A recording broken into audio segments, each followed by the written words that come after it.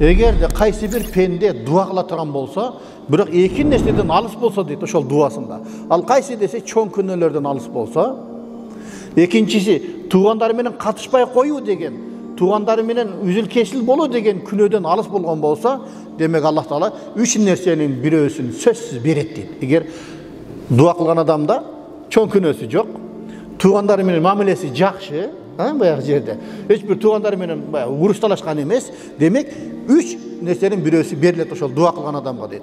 Биринчиси, сен дуа кылсаң, ошол дуаң берилет дейт. Бул биринчиси. Экинчиси, эгер ошол дуаңды Кудайым бербесе, ошондо эмне соопту не жазат экен дагы эмне акыретке калтырып коет экен. Акыретте ошо биздин кылган дуабыз 1 минут абы, 2 минут абы ошол дуабыз акыретте сооп болуп биздин таразабызды басып берет экен.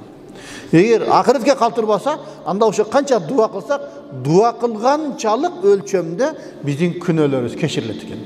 Кыскасы, дуа кылсак биз зыян тартпайт экенбиз туугандар. Ошондуктан биз көп-көп дуа кыла беришибиз керек.